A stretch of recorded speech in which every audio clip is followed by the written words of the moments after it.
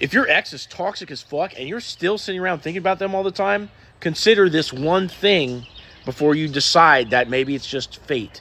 First off, you've got to admit the effect of toxicity, that emotional roller coaster ride that it has on somebody, right? If that person is drip feeding you connection, drip feeding you attention, right? They come and they go and they spike your emotions every time they come. And then they also spike your emotions when they leave, right? Because it's like happiness, sadness, back and forth, push, pull. Okay. That has an extreme effect on you and your psychology and your desire towards them. And by the way, when you choose to bring these kind of people into your life, that is a really shitty foundation if you're planning on doing big things in your life, right? You cannot build on that kind of erraticness. But these kind of people are super fun.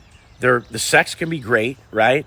And they're going to have an effect on you, and you need to understand where it's coming from. Also, as human beings, we place a premium on things that we want but we can't have. All right, so if that person seems like they're kind of sitting on the fence, like one foot's in the door, one foot's out, we want to convince them, we want to win them over. And also, if their attention is harder to get, we place a premium on it, like, oh, this person must be better than the other guy around the corner that's willing to actually pay attention to me. But here's the bottom line.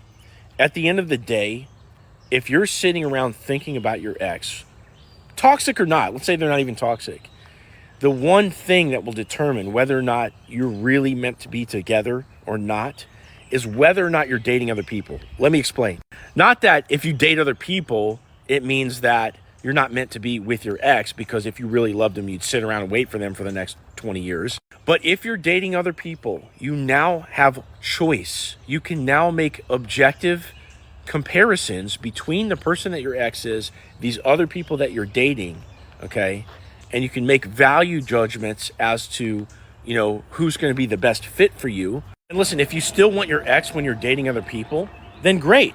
You need to be able to have options to assess that. If you're just talking to one or two other people and you're like, yeah, my ex is still the best ever, and you're not actually going out multiple times a week for many weeks in a row, right? And like really getting out there and getting after it, okay? It's not a big enough sample size for you to make that decision. You're just wanting to indulge in the feelings that you have, right? And not let go of those feelings because you're kind of hooked like an addict. And that's what their behavior was designed to make happen. So really think about these things before you just decide that your ex is like everything you ever wanted, because they're having a chemical effect on you, which is not good for you. It's like doing drugs. Now, if you want to ask me a question about your ex, you can actually click on my profile. There's a link in there, and you can submit a single question to me, and I'll respond with a video, and I'll address your exact situation and give you some advice moving forward.